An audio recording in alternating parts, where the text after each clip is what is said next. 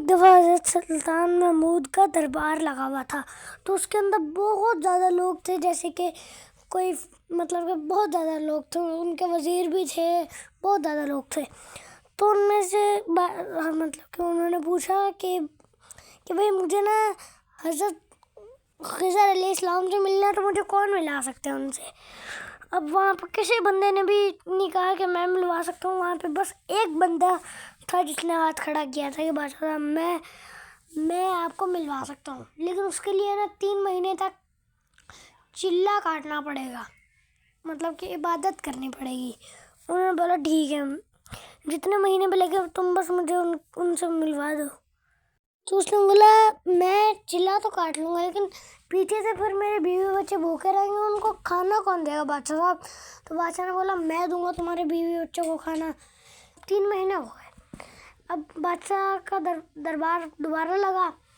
اب بادشاہ نے اس کو بلایا سارے لوگوں کے سامنے اور کہا بھئی حضرت خضر علیہ السلام کا ہے۔ اس نے بولا بادشاہ صاحب مجھے نا ذرا تھوڑا سا میرا چلہ ٹوٹ گیا تھا، کیونکہ مجھے نا گاؤں میں تھوڑا ضروری کام پڑ گیا تھا، مجھے بس ایک مہینہ چاہیے، اس کے بعد آپ کا کام ہو جائے گا۔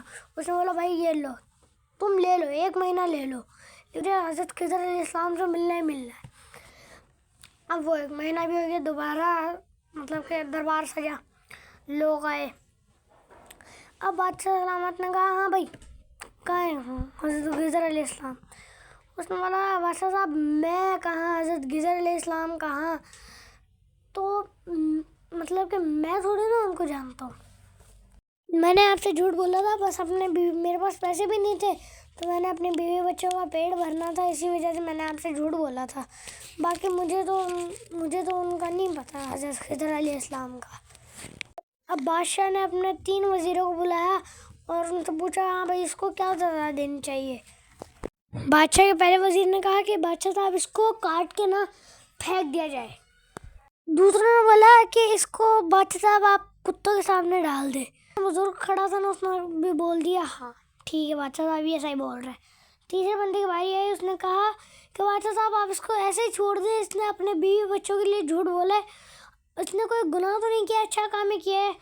اب بادشاہ صاحب نے کہا چلو ٹھیک ہے میں نے اس کو معاف کرا۔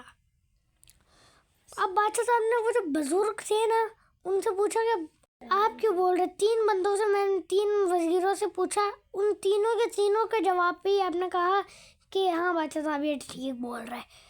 تو انہوں نے بولا بادشاہ صاحب دیکھیے وہ جو پہلے بندے نے کہا تھا کہ اس کو کاٹ کے پھینک دے، اس کا تعلق قصائی خاندان سے تھا۔